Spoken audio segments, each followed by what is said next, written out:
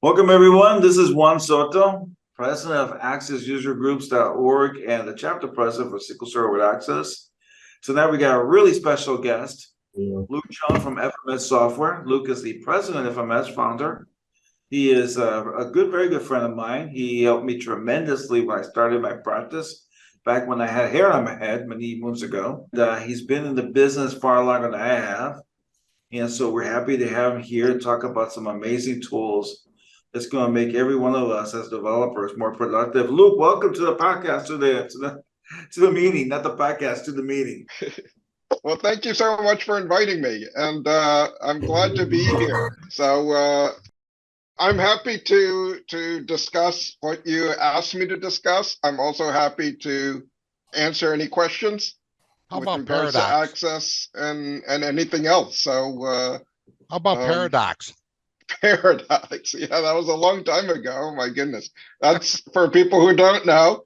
And Steve goes way back to the days that he was with Kevin Smith, who I know from Chicago days, when we used to be Borland partners back on Paradox DOS days. That's where I started in the late '80s, and we rode that train until Borland ran it into the ground. And Microsoft took over with Access and the whole suite and Windows and all of that. So, but overall, the theme has still been the same: managing data, helping people maximize the value of their data, making sure data is clean and one can analyze it and share it, and all of those things have remained the same essentially, in spite of all of the different cycles of technology and government and everything else. So that's great. Oh, wait a second. I guess because I'm the host now, I am in charge of letting people in, right? Yes, please do. So, okay, so you can separate that list down with another monitor. Right. Monitor definitely, that'd be great. Yeah, I'll keep an eye on that. I'll keep an eye on the chat. So yeah, so I won't be monitoring the chat at the same time. So if something comes up, let me know. I'll chime in. Just a little background. I'm located in Vienna, Virginia, just outside Washington, D.C. We were founded in 1986. It's our 38th year. I cannot believe it. But this has been an amazing ride in the database world and also with Access since 1993. And it's just amazing that a piece of technology in this day and age can last that long and still have a tremendous number of users and applicability as it's evolved over that time. We introduced our first product, Total Access, back in 1993 for Access 1.1. That evolved later into Total Access Analyzer, which remains one of our premier products. We currently have 13 products that support the Access community. And we're the world's leading provider of that. We have tens of thousands of customers in over 100 countries. It's been really amazing meeting people from all over the world that use our products and apply it to their day-to-day stuff. We also have lots of free resources on our website that people should take advantage of.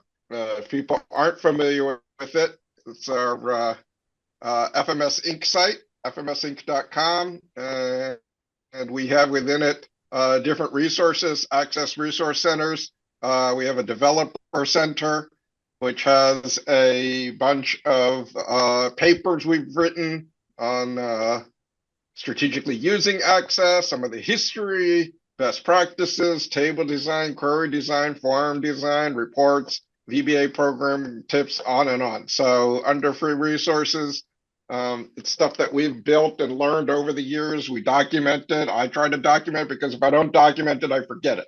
It's kind of being generous to the community and also for my feeble memory.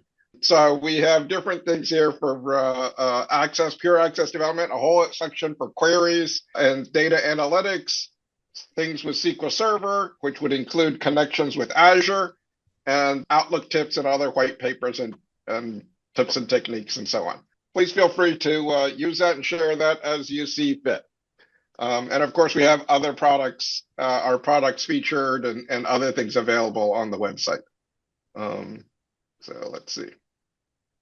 This is not a shy group. I'm not familiar with this group as being a shy group. So if you have questions, you either have to ask it now, or you're really gonna have to be patient and bite your tongue for a little while as I present some things. But I am happy to digress. And I don't want to make this a sales pitch. That's not my intention at all. We invest a great deal of time and effort to create our products, and oftentimes, I mean, almost all the time, it's because we've encountered a need through our application development that requires some tools that Microsoft didn't create, and that were important to either improve our productivity, help our customers, and just maintain our applications over time to make them more maintainable, more scalable, and usable or maintainable by multiple developers over time, right? Really taking into consideration how these applications evolve and how different skill sets need to be applied to them. So, Juan, I know you've been a strong supporter of ours and familiar with using our products, so thank you very much. I know other people here are as well, so this is great. Feel free to chime in with your experiences of things. Yeah, it's been a real lifesaver for us because it helps improve productivity. I particularly like the fact that you can, look for misspelled message boxes. I think that's a game changer for me. You're calling at 3 a.m, right? And you're like, okay, let me put the font this way, and then the client tells you the next day, well, it's misspelled. I'm like, oh my gosh, how did that happen? Yeah, well, we created it exactly for that problem because clients cannot tell the difference between a major bug and a typo, right? As far as they're concerned, it's broken, And obviously we as developers and maybe the people that report to us think, oh, well, that's a trivial thing to fix. I'll fix that in 2 seconds. But from a client perspective, it's almost a breach of trust, right? Because they're expecting something to be good. And if they can find a problem the first time they see a screen or the first time they look at a report because a label is misspelled, boy, it really leaves a bad taste and you no longer get the benefit of the doubt. And it's so easy to fix because if you could spell check all your labels and your status bar text and your control tips and all of those things, then I mean, that should be automated. It can be done, and it just eliminates that problem of perceived lower quality than, I mean, we in this group know a typo is trivial. Yeah, we do. Now, George Hepworth has a question. Are all your tools 64-bit compatible? All our tools will work with all the current versions of Access, with the exception right now of our total Visual Code Tools product, which only has a 32-bit version, but we will have a 64. We are working on a 64-bit version of that. Very belated, I know, but we are coming out with a 64-bit version of that. Okay, good. Thank you. All right. And so that is a complicated part. We are now living in a world where we have different versions of Access. Some are perpetual license, which get released every 3 years, right? So there was a 2016 version, a 2019 version, a 2021 version, and they all happen to be called version 16 within their space. And then there's the Office Access 365 version, which is continually being updated, which is also version 16. The challenge with that for us is when we create products, we could create things that will work with one version of Access, let's say the 2016 version, and sometimes it will work with the current 365 version. But in other cases, depending on what you've done, if you've taken advantage of the new features, it may or may not work if we didn't include support for that.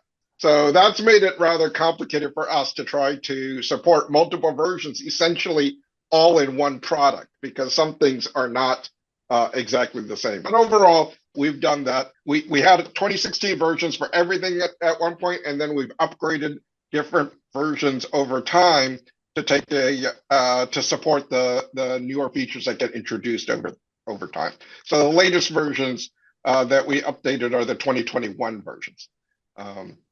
And I presume Microsoft will have a 2024 version at some point, and we'll see what that includes or doesn't include versus the other versions. So were there any other questions? No, that's it. Let's keep going. Okay. All right. So I'll just give a brief overview of the products that are listed here. We have our Total Visual Agent program. Let me take a step back. We have a distinction between our Total Access and our Total Visual line. And our Total Visual line includes really support for VB6. So the module editor, the module IDE editor in Access that supports VBA also is included in other versions of Office like Excel or Word, where there would be a VBA editor. So we made our products that work with VBA also work with VB6 because they were essentially the same platform. And so we called those Visual. Now the VB6 market is pretty dead. So maybe we should rename it back. But at one time we had a combination of visual programs to appeal to both VB6 developers and Access/Office developers. But one of those at the time was Total Visual Agent, which monitors databases. This doesn't sit inside Access, not an Access add-in, which is what many of our other products are. But this is a system administrative program. So one of the things that oftentimes Access developers forget, certainly people that are just trying to create a solution and move on, is that these databases, once you create them, have a life of their own and need to be maintained. At the very least, they need to be compacted from time to time in order to keep them healthy. You may also want to automate tasks. I don't know, run a macro once a day to import data in the middle of the night, or run reports to, I don't know, year-end or quarterly, monthly reports that need to be run. You'd like to be able to do that at the end of the month without having to remember to do it manually. This program also performs a lot of other chores, database chores, like monitoring the size of a database and can alert you if a database gets too big. It can also keep track of statistics like tables and how many records there are in each table and things like that. It can also do what we call table data extracts. So it's one thing to be able to do a copy of the database, a backup of the database. Certainly we need to do that, but that can't be done. You can't make a copy of the database if people are in the database and they've got it locked and are editing things. So we actually have a feature in there called a table data extract that sometimes people use on a periodic basis so that they don't lose data between the times that they have backups. An example of that would be if you have an order processing system and you want to make sure you don't lose any invoices in the middle of the day because people are adding more orders during the day. Well, you may just want to back up the invoices table and probably the payments table and some related tables like that would be necessary. So that's Agent. Think of that as a system administrative tool. If you are a consultant, we've worked with consultants. Oftentimes they set this up for their clients. They buy our product, resell it to the customer, charge a setup fee, and then ongoing monthly maintenance and monitor. So it can actually be part of a business that you generate. And by the way, from a business perspective, we have over time from our consultancy started to get our customers, almost all of them really, on what we call service level agreements. So they guarantee or they buy a minimum number of hours per month that we schedule, and it's use it or lose it. And so part of it can be to provide maintenance, but another is to make ourselves available to our clients in a fair way. Prior to that, we were essentially running a fire station that allowed our clients to call us when they needed us. And when they needed us, usually it was a panic, and we would drop whatever we needed to do to help them. The challenge with that is nobody expected that to happen, number one, because it was an emergency. So nobody was scheduled to take care of them. And number two, whoever took care of them already had other things on their plate. So it was hurting their existing clients while they were trying to troubleshoot a unscheduled emergency. So Now we have everybody on a service level agreement. If they expect that kind of response, we will only provide it to people who have committed to us. And what that allows us to do, we schedule that time into somebody's schedule, and then if an emergency occurs, then we can take the time that's scheduled, I don't know, the second Tuesday of the month, or every Wednesday afternoon, whatever it is. We can move that up to address whatever they need right away if schedule allows. But more importantly, we can take whatever's on their plate right now and move it into the slot that they were scheduled on, so the current customers aren't, don't lose out. Right, because without that, what we found was everybody got upset. The current customer got upset, the other person got upset, and nobody was happy. The developer wasn't happy. It was really an unfair situation for everybody. So anyway, just a word of advice if that helps out other people to deal with that. Do you do that one? Yeah, we do those agreements because I learned from you. Good. We do this great, and the thing is, bankers love them, right? Because they want to see those contracts. Mm-hmm. So every time I go to my banker and request a credit line increase, Mm-hmm. I show them these contracts, and that makes them feel warm and fuzzy. Right. And it's only fair, clients understand that because they have to schedule their own people for whatever they do internally. So it only makes sense that they would expect a contractor or outside person to be able to do that for them if they want it. So a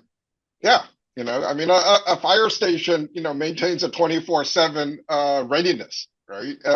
And that doesn't come for free, right? You don't call the fire station and they say, oh, okay, well, we'll look for someone we can squeeze into the schedule tomorrow.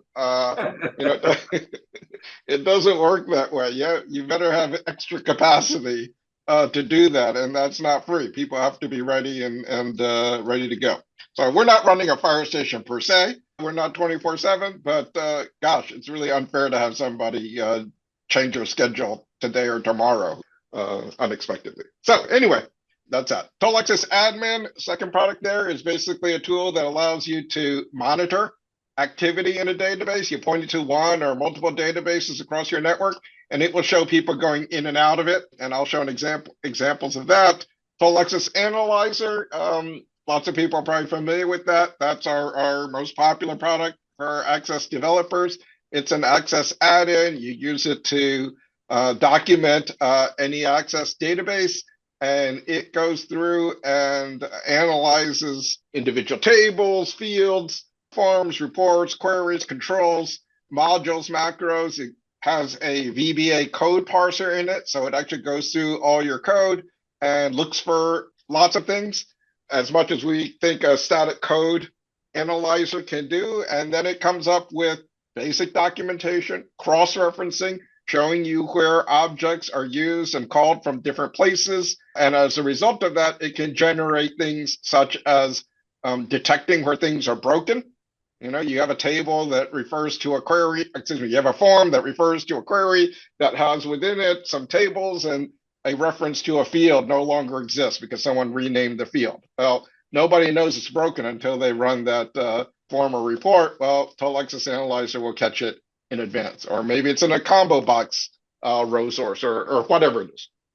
Similarly, it will catch things that are unused, because if it knows everywhere things are used, then it can do the reverse, which is to find objects that aren't used. And so it can say, oh, a table is not used. That doesn't mean you go and delete it, right? Because you may just use that table interactively, or it's not used in code or a query, but at least it's used. And I know that prior to this, or challenges that people have had, sometimes we just rename an unused table or query, like old whatever the table name, old query name, and then just hope nothing breaks over time.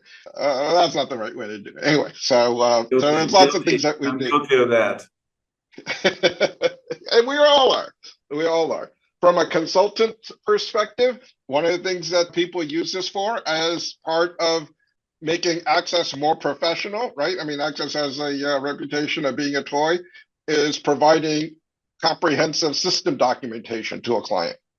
And we have done this for our clients, at the end of a project, it's a line item. They can buy it or not. A couple of $1,000, we'll provide technical documentation, and this generates a whole bunch of reports that makes it feel like they got their money's worth. Oh, that's the other thing with Total Visual Agent and doing the documentation or the periodic backups and repairs and compacts and things like that. That's being sold to clients as business continuity, disaster recovery, and most executives do not want to have their signature on declining things like that because that could be a career-ending move. So we want to make sure that we give our clients that option because it is necessary for the lifespan of their project, and somebody's got to be doing it. Total Visual. Oh, and the other thing with Total Access Analyzers, we use this extensively when we take over somebody else's project. So, as a consultancy, we take somebody else's project, there's a new client, or it could be an old project we did ourselves. We want to run that to understand how everything is connected together, how all the things work from a top line level. So that's very helpful to essentially generate an assessment of a database. Code Tools is a VBA code editor helper. Let me rephrase that. Total Visual Code Tools helps you write and clean up existing code better. It's a bunch of tools to help you write code cleanup feature that will go through existing code and format it, indent it properly, put in error handling. If it's missing error handling, add line items. If you want to use error handling that traps for the line where an error occurs using the ERL function. Code delivery feature that can obfuscate code. So if you want to give code to somebody and you're not really happy with them and you don't want them to mess with the code, there's an option to extract all the comments out, get rid of all the blank lines, get rid of the indentation, and rename the variables to meaningless words. So that can be helpful depending on what you're doing. Total Access Components is a collection of ActiveX controls that enhance the look and feel of your application. So that's a UI enhancement tool, and that can include things like animation, rotating text, splitter bars, sliders, spinners, and so on. Total Access Detective is an access add-in that compares two objects or two databases to tell you what's different. Right. So if you have two databases, a version 1 and a version 2, and you want to know what changed, it will go through and tell you what changed at the line of code level or at the data level or table design, form design, and so on. Total Access Emailer is another one of our hugely popular programs, which is to automate the process of sending emails, personalized emails to everybody in the list. And that can be done through our add-in, which makes it very easy and interactive for end users to use. But we also have a VBA programmatic interface in the professional edition of Emailer that allows you to add it to code. So someone can press a button and you can have an email go out in the background. Examples of this could be, let's say, a sales system where you need to send out, email out invoices to everybody. You could have a query that retrieves a list of people, let's say, with late invoices, and then attach a report that you already have, your invoice report, and have it filtered so that each person only gets the pages or filtered list within that report so that it's all personalized. You can have personalized name, address, text inside the message, and filtered attachments, whether they're Excel spreadsheets, a report that's converted to a PDF, and so on. So that's pretty popular and interesting. It uses SMTP. It doesn't use Outlook, which means that it can use a different from address from the user's Outlook profile, and it can be done either interactively for the user to see or completely hidden. The user doesn't even need to know what's running in the background. So that's been pretty powerful. That program has actually been rather challenging because what's happened over the years is the restrictions and security limitations of SMTP have gotten higher and higher, right? Both on Windows and SMTP. So it's been challenging to keep up with all the rules and limitations that the SMT providers have, including like Office 365 and who's allowed to use what. So we've kept up with that, but that's challenging. Total Access Memo is our rich text format field. It uses RTF to, within Access databases, you just store it in a memo field in a table, and it can be shown on a form or report with rich text, which means different formats. It can have graphics. You can insert Olay automation things like Excel spreadsheets. It's much more powerful than an HTML rich text, which is what's built into Access. And this includes the UI to support that, which is an editor that pops up to support rich text data entry. We have our Total Visual Sourcebook program, which is a source code library, lots of code that you can insert directly into your projects. You can put your code into Sourcebook, and you can share that with your team members. So it's both code that can help you solve a problem very easily. Why write it if we've already written it for you? Better than ChatGPT, better than things you find on the net. It's actually programmed by people within our team in what hopefully everybody can look at and think it's written by one developer, but it's really written by multiple developers trying to use the same style, going through lots and lots of arguments and coming up with that so that there's the things are well written, tested, documented with example code. Total Access Speller, Juan mentioned that a little earlier. It does spell check of your Access objects to make sure you don't ship something with a blatant typo. Total Access Startup, that's a program that manages the deployment of your application. So the most basic of a split database application, front-end, back-end database, so that the user, each user gets a copy of the front-end database linked to a back-end shared database. And this makes it easy. You click on a shortcut, and it will launch with a splash screen that you can customize or we build for you, include for you. A nice graphic way to start, kind of hides the Access startup screen and just launches them into your Access database. If they need a copy of the front end, if it's missing, it'll copy it over. There are also features to check to see if their current version is the latest version. And if there's a newer version, master copy is newer, then overwrite the local one that they have.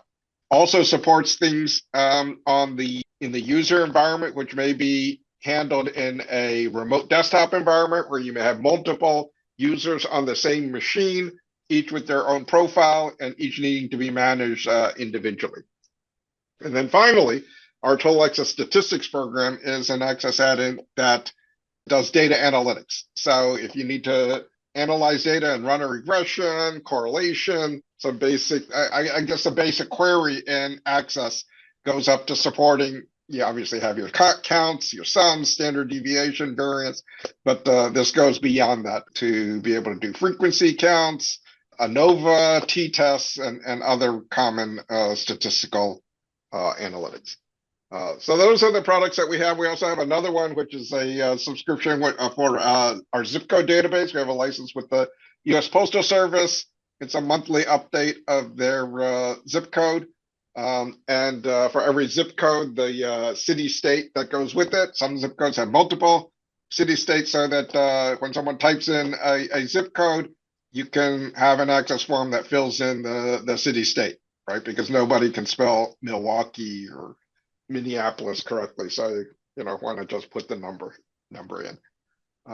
That's it. I'll show some demos of these, but are there any questions at this point? Right now, there's no chat questions in the chat, guys. So if you want to do a question, please put your question in the chat. All right, or just speak up. Or speak up. We're a small group here. We're 12 people now. Anybody pending in the waiting room? I do not see anybody pending. Okay. All right. Good deal. What's your favorite, Luke? My favorite is Total Access Analyzer. It detects over 300 types of errors, suggestions, performance tips.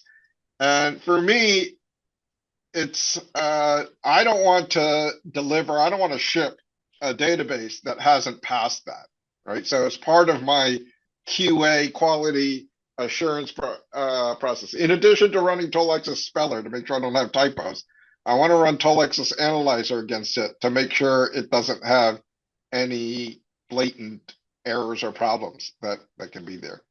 I'll give you a hint. Just years ago, we used to have that as part of our team's quality assurance step. You always have to do that as something that you ship. So, you know, it was one of those things. It's like, oh, you must run Tolex's Analyzer before we deliver a solution to a client. And then we delivered something to a client, and it had just bugs that Tolex's Analyzer detected. And one of the things that we did over time is if there's any time we had a error in something we deliver, we would work back and try to figure out, oh, could we have automated a process so that we could have detected that? You know, and that's why we have all these hundreds of things that we detect in Analyzer, because we probably made each of those multiple times with clients before we built it in to our system to try to eliminate it. So that was part of our QA quality assurance check before we delivered. And yet it slipped through because a developer who ran Tolex's Analyzer but didn't look at the results. So I didn't know looking at the results had to be part of our steps. Yeah, you can't just run it and ignore it. So kind of have to be explicit, I guess, in our QA. So we do have a question. Wendy Green wants to know, is the zip code product access specific or does it work with other applications such as Excel? It can work with anything. It's just a database that has the list. So let me just go to that. So it's just a table, and the US Postal Service offers it on a monthly basis, and we license it from them and sell it to people. So it's just a table, and you can put it in your Access database. You can use it in Excel. You can use it on our website. But the idea is that you type in a zip code, and it fills in city state for you. Right now, I'll tell you, we did this for a client once. We built a whole system. We added all these features, and they thought this was the best part of what we delivered, right? That they could type in a zip code and city state filled in for them. They thought that was magic. That took nothing compared to all this other hard work we did, creating new reports, new forms, or whatever. Being able to do autofill for city and state, oh man, they just thought that was the best thing ever. And taught me a lesson. In terms of perception of value, may be very different from effort. You know, if you think about this, if you have applications, data entry screens where people have to type in a zip code, you know, you essentially just want a lookup table for it. And that's what this is. Thing is, it changes over time. And they're both, pardon me? Thank you for that. Thank you for that question, Wendy. Appreciate that. I have another question here from Susan Pine. Is there a tool that helps identify forms, queries, or reports that are not used in the application? I think I know the answer to that, but go ahead and answer it yourself. Yes. So that's the issue of finding unused objects. And that's a very big part of our Tolex's Analyzer product, right? And in order to find an unused object, you need to know where all the objects are used. So it's kind of find all the objects that are used and then find the ones that aren't referenced by anything.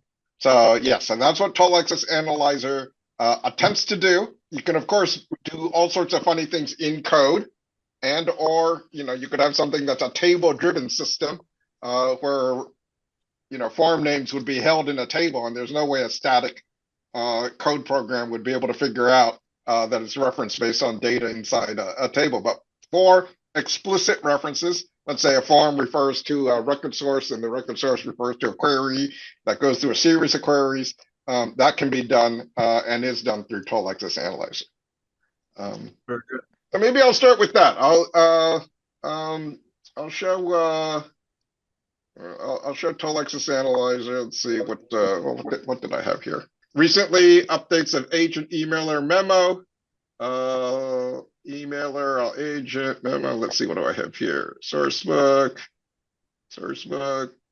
admin. Let's see, I just think I have Analyzer in here. Okay, Analyzer. Okay, so I'll just start with this. Tolex's Analyzer It's been an award winner for many years. Lots of people like it.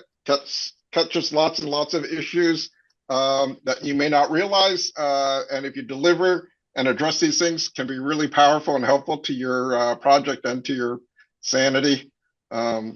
Comprehensive database documentation. So there's a very simple documenter that's built into Access, but it's only documenting individual objects. It's not looking at how objects are connected to each other. And so that's the value of having documentation, all the object cross-referencing. We also create some diagrams, which are pretty cool. Application data and object diagrams. And you can view the results, jump into design mode, lots and lots of presentation quality reports that you could send to PDF or print. And, you know, as I mentioned, we run this before releasing any database. So, you know, just a sample of some of the things that it catches. So, you know, we receive a new database, a new client project. We're basically inheriting a database. One of the first things we want to do is see if there are any broken things in it, errors, serious errors. So as this runs through, it can catch things such as undefined tables, fields, queries, forms, reports, macros, procedures, etc. Right? So, you know, you may think, oh, procedures inside my module code, if I do a compile, it'll catch it. Well, not exactly. It could fail because you could have a query that references a procedure, and that's not part of the compile state. So you would want to know that. And not just the procedures we catch the parameters. So that if you have a query that references a procedure and it passes it a parameter, well, if your definition now got edited, somebody edited and requires 2 parameters, that original reference is broken and you won't be able to detect it. Similarly, people rename fields, rename tables, queries, forms, reports, so on. We want to catch that right away. We know as soon as the user hits something, that's an error, it will be broken, it needs to be addressed. Corrupt objects and broken links. So oftentimes there may be objects that, you know, we can't, that can't be documented because, you know, if you tried to edit it, put it in design mode, it won't let you. So there's something wrong there. You want to be able to deal with that. Reports without default printer set. So reports, unless they're special reports, should have default printers. Sometimes that gets buried because the developer assigned it to a printer that was on their machine. Well, it doesn't quite work when it gets delivered to a user in a different environment. Modules without option explicit. Could be modules, could be code behind form or reports. If they don't have option explicit, who knows what's going on? Obviously, variable declarations aren't being done. This is by default not what the VBA editor puts in. So there are lots of things that we can catch with a compile error, and we prefer to catch a compile error rather than a runtime error. If there's advanced code with events that are defined, but they're not raised, that is something that needs to be looked at. And then there's security holes. If you're going back to workgroup security environments and they have users without passwords and things like that, that could be addressed. Some examples of suggestions that it catches. Mention the unused objects. That's very valuable.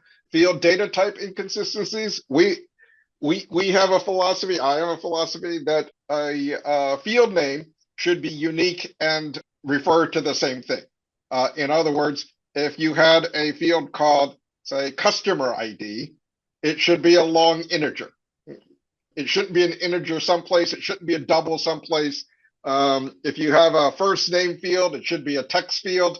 It should be, you know, it shouldn't be 255 characters in one table and the first name in another table is 50 characters or 20 characters. Those inconsistencies can cause problems because if you ever update data or insert data from one table to another and you think those field names are the same, representing the same data, you could get into trouble with data being truncated or you know, no longer matching if you're trying to link on those fields. So we do an analysis, documenting all your tables, organizing it by sorting it essentially by field names. And if they have data types that aren't identical, then we can flag that. Duplicate indexes on the same field, that happens sometimes. There's no need for that. Duplicate hotkeys on forms. So, you know, you use the ampersand for a button label and you have to, you know, H. So if they hit Alt H, or you know, it's going to basically toggle or rotate through all the keys that have that. Forms that allow users to switch between views, datasheet view, form view, layout view. You may or may not want that. Usually forms should be defined to just have one of them. Reports without a no data event. If you run a report, happens to not have data in it, and you don't have a no data event, you just crash. That may or may not be a problem. If your report never has no data, it could be okay. Procedures that should be private. So in modules, we want to try to, there are public procedures and private procedures. And so you'd like to scope things as closely as possible. If there's a procedure that's not defined as public or private, and we can see it's only being called by other code within that module, then we would make the suggestion that it should be private. Variables that are not explicitly typed, if you say dim x, but you don't say dim x as integer, we'll flag that because it should be defined as a particular variable type, and that helps with the compile error catching. Debugging code. If you leave code that says, debug.print or debug.stop, we'd like to catch that because that probably shouldn't ship, or at least you should know where they are. Duplicate SQL strings is interesting analysis we added in the more recent versions, which is it goes through all your queries, all your row sources, all your record sources, and if it sees the same SQL string is used in multiple places, it flags that. So potentially you could just have one query that handles that. Makes it easier to manage, assuming you want the same thing everywhere in all those places. Missing navigation captions or alternating row colors for data sheets. It's nice to be able to say, instead of the default or navigation caption where it just says record, one of n, you could say customer or invoice or product or whatever it is that the data represents. And that alternating row color is just a setting so that each row is a different color so that it's easier for people to see. Procedures with exit in its body, you don't want to have an exit function or exit sub deep in the middle of some if statement. It's hard to see. Not a deal breaker, but not ideal code. And old constants that still float around in VBA, we catch those. So those are some examples of things that we do that. I'll just show an example of this. Let me see if I can get We this do have up. a question from Wendy. Is Sure. Analyzer backwards compatible to all prior Access versions? So Total Access Analyzer, you get it for your current version. So if your current version can open that old database, then it works fine. Okay, So it doesn't know what the version you're of using. Access you have, can open that old file, then you're good. You're good. Right. So if you're in, say, Office 365, Access 365, it can open up an ACCDB database. It can open up an MDB database. You can run Total Access Analyzer on that. And if your MDB database is used by someone using Access 2007 or 2003 or whatever, that's fine. The same issues apply to all of them. Okay, thank you. So this is, I'll just show how it works here. Let's, basically, I have a version of Northwind, I think, here as an example, and it just shows up under the add-ins as Total Access Analyzer. And basically how you do this is you go through and you generate new documentation for your current database. And the great thing about this is, you're already in your database. It has whatever permissions that you have. If you're linked to tables, say in SQL Server or Excel or whatever external source it has, as long as this database has permissions to those things, then Total Access Analyzer can document whatever permissions you have to see it. So that requires, for instance, if you have linked tables to SQL Server, the password needs to be saved with the table, the linked table, to do that. Obviously, if you're linked to a backend Access database, you need to have permissions to the network or wherever the backend database is. But basically, it sees whatever your Access environment sees. So you can choose the objects you want to document in the generate side. In general, we choose everything so that we can get comprehensive documentation. And then when we're done, we can go under View to look at the results. And so how this is set up is it provides basically a tree view of what's in your database. So we can look at things like general things, tables, and it shows those things. And we can click on, well, here we're on tables, and we have different tabs here that show what we have. So let me just start at the very top. There's a summary tab. It shows things about the database. database properties. So various things that you may or may not want to know about it. Cross-reference, so this is across the whole database. We see a form is, that form is calling a form. Let me rephrase this. Calling name, call a child type. Okay, so this form, home, is referencing this form through its subform SPF active orders. They're like, oh, what is that? I don't know what that is. I can actually click this design button and it will pull that up for me so that I can see it. And I can look at my list here and also automatically jump to design mode for the object that I'm on. So that makes it pretty powerful in terms of whatever it is I need to do. Then there's a list of errors, suggestions, and performance tips for the database. And you can click on those and do the same thing. So that's essentially how it's organized. And so you can go through, for instance, the tables. We can go through and click on tables.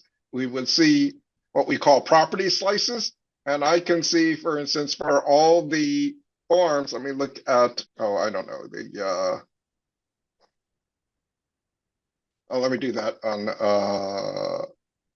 rather than tables. I'll do forms, property slices for forms. I can look at the caption or let's see, what is it?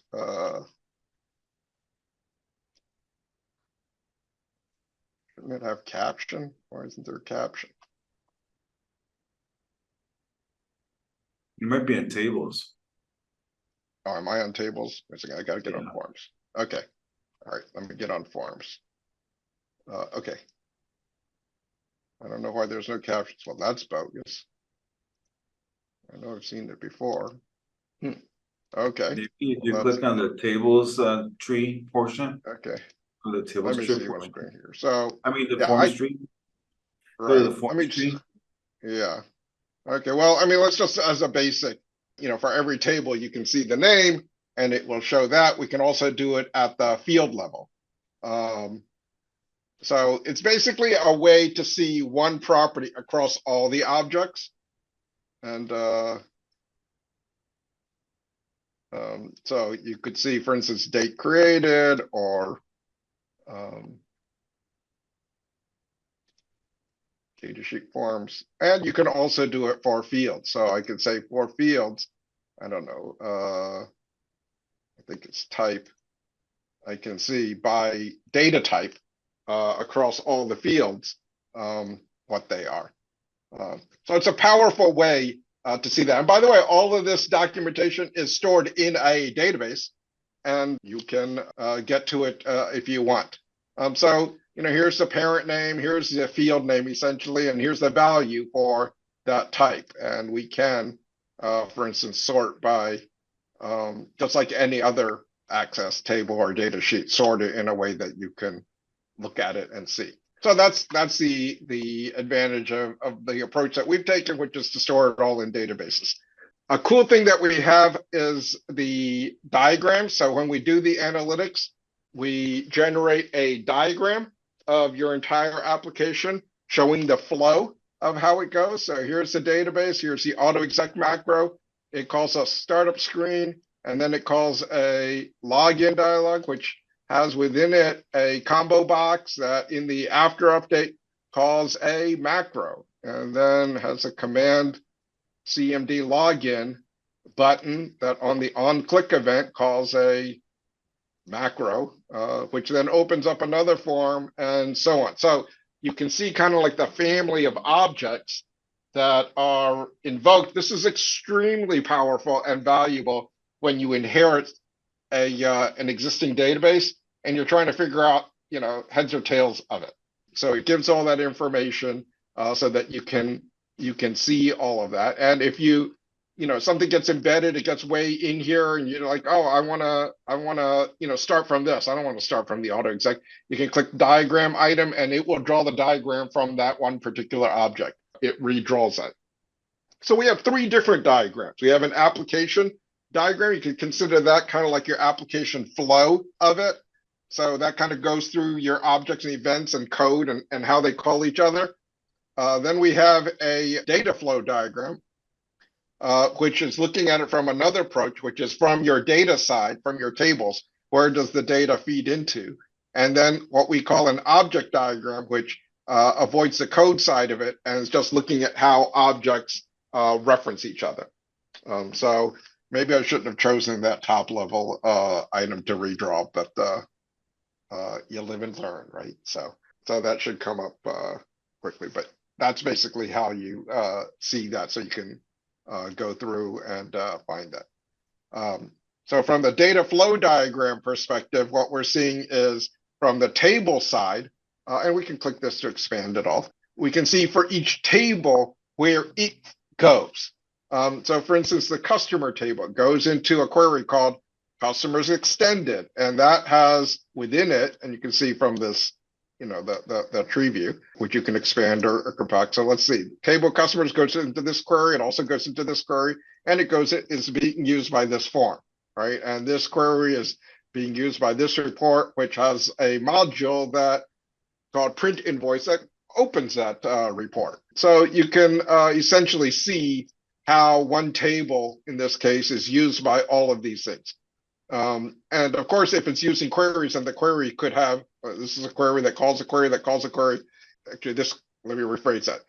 This table is used by this query, which is used by this query, which is used by this query, and used by this form, which is actually a subform that is used by this parent form. And that this table, this query is also used by this query, sales analysis, which is used by one form and 3 reports. Anyway, it gives you a family of things that are being used, which is extremely powerful, extremely beneficial if you have the task of saying, okay, we're going to have to modify the customers table. Well, what's going to be impacted by the customers table? Well, there are a lot of things that are going to be impacted by customers table. You have to make sure none of those things have a problem. As opposed to, if we're going to just modify this query, we'll see that it's a much smaller family of objects that are going to be impacted. Then our object diagram is looking at it from the opposite side. So think of it as looking at it from a form or report and what's inside it. So I would like to see for this form, sales analysis form, what does it use? What are the objects that it uses? Well, it uses a query, and it uses an invoice table, orders table, products table, and so on, and these other queries. For some of these, you'll see a little plus next to them. The little plus next to them means that it's already referenced, so we don't refer to it again. We click details, and it'll jump us to where that was already referenced, which happened to be here inside this much bigger set of code. So we see that this query has within it 2 tables. We just diagram that once. We don't diagram it over and over again. But I love this feature. I mean, it really can be a big difference when you try to analyze where tables used throughout the database. Yeah. No, I'm glad you like it. I mean, it's one thing to have that list, that table cross-reference that's basically just a grid, it's a table. But to be able to see it visually, kind of hierarchically, is yeah, I agree. It's really powerful in terms of getting your head around the implications of these objects. All right, so we are going on the hour here, and just wanted to give you a heads up when hour's gone through. You have a lot more to tell us, or? Oh, I could go on forever. When I fill up time like a gas fills up a room. So you just cut me off whenever you want. I'm happy to entertain questions. Yeah, let's do a question and answers now. Yeah, Anybody let's do that. have questions, answers, or feedback for Luke? I'd like to see a show of hands. Who's used Luke's products before? Let me know in the comments there if you used Luke's products, or raise your hand, George. Okay, thank you, George. I know Steve also has used it. And he left a comment here. It says, I used to use Analyzer, then hit the back end to build custom reports and dashboards to help slap developers that face with errors so they couldn't have an excuse for not analyzing. All right, so Steve would use it to embarrass his developers and show all the issues they were having. Well, and it's key to note that you can get into the back end, and if you're looking for very specific things, like in our case now, connections, in the current project we're dealing with. You can get in there, and it's very simple to go in there and build some of these things out. Because sometimes this is great, and we would. I worked for a company that did a lot of access consulting, and this was mandatory as well. Like Luke was saying, first thing I would do when I got a project was have the team go through and run it against this, and to be able to look at it, and that even helped us in terms of impact when we were doing the estimates for it. If you got a big application and you're starting to do estimates, you really got to know what you're getting into, because people they can go in there and they build all kinds of crazy stuff, because a lot of times it's not developers doing it, it's power users and so on. So coming in from a development standpoint, it's really key to know what's noise and what's important, and a tool of this nature provides you that to remove the chafe from the equation. Otherwise it could be overwhelming. Thank you, Steve. Appreciate that. Yeah, absolutely. We had a customer that called me once that said, back in the day when he had a team of Access developers, that he used Analyzer to, basically check the quality of the work that he was getting from his team members, and but he didn't tell his team members that he was using it, so they thought he was brilliant and that he was, able to detect things at a very low level. Like, oh, you're not using this variable. Like, wow, how did you figure that out? Interesting. Hey, you got to do what you got to do. Yeah, I guess. You have to show you add value in some way. That's exactly right. I'm not just eye candy. Well, look, Luke, I really do appreciate you coming down to the meeting here, and these are some fantastic products, and I do wholeheartedly endorse them. And I've known you for many years. I know you're the real deal, and you're always willing to help developers. And Yeah, absolutely. And so, we're open to suggestions. If you think that you come up with things, and we often add them in because of customer feedback or even non-customer feedback on what can be done to improve the access experience, I'm all ears. go ahead, Steve. I think I was I was a beta tester on 1.1 and 2.0. And beyond that, I don't even know. I'm kind of dating myself. I started it as a 2-year-old, so. Right. Good. Well, look, this has been very enlightening. If you want to reach out to Luke, what's the best way to reach you? You can send me an email, contact our support. We have a whole support ticket process, and it'll get directed to me. Nice. Yeah. And you can you mention the website again? What's it called? FMSinc.com or FMS Inc. So, well, Wendy has a suggestion. Wendy sure. says, thanks, Luke, for a wonderful presentation. I'm very interested in multi-product offerings. Have you considered adding a product for Canadian postal codes? We looked at that years ago, but the Canadian Post Office didn't offer that option for us to be able to license and resell it. The Canadian Postal Code system is also much, much bigger, because I think in the US, the zip code thing is about 50,000 records.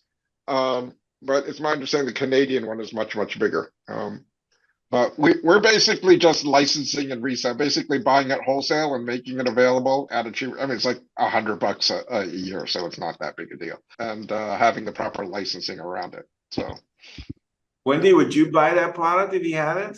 The Canadian Postal Code Database?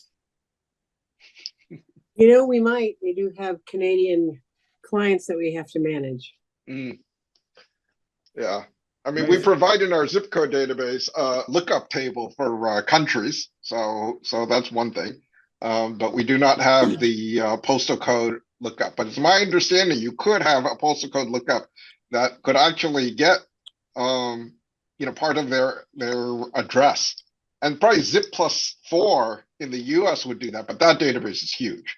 Oh, I So- did that. I did that for the state of Arkansas child welfare system. Put every street address in there because we had to know exact locations in that. And just Arkansas, I think we had 500,000, something like that. I mean, it's a SQL process. It's nothing I would throw into Access. Yeah. Yeah, it's actually funny. We get the database from the US Postal Service. I mean, I haven't thought about this in years, and it is straight out of a mainframe. It's like fixed length. It's not Yeah. delimited. It's got, fixed register. I don't know, like a punch card, 80 characters, and you gotta parse it Hey. out. Everything comes around. So Luke, I'm sitting here thinking, okay, what can I offer you that's a really crazy idea? So how about getting the API to do Google's map searches from those coordinates? I saw you had the latitude and longitude. Right. Can you add into that, excuse me, ability to use Google's mapping in some fashion to extend that? Well, I think the latitude longitude is just a zip code lat long, which I don't know how you define that because, a zip code is a non-circular shape. Yeah. So somehow it picks some place that's defined as the zip code. And then in terms of Google, I guess, I think we have code in our total visual source book where if you had an address or if you just had a zip code, it can plot it or jump you, open up maps.google.com to do that. And I guess, with the latest versions of Access where you can embed a web page inside a Access form, there's probably a way to do that. I have not done that personally. Has anybody else done automation with the new web browser control? I haven't done it with the new control, but I have done map plotting and routing from Google in opening up a regular browser for that. Right. Now we've done that with Bing because you can actually get a Bing key freely from Microsoft to be able to do that kind of stuff. And they provide it for free on Windows. If you were doing it on a website, you have to license it or you're severely limited by the numbers that you do. Yeah, I did it through Google. Mhm. Got the Google key and processed it. Right. We use it a lot here. Susan Pine, who's on this call, she does a lot of work with the Google API, and it's pretty nice. Mhm.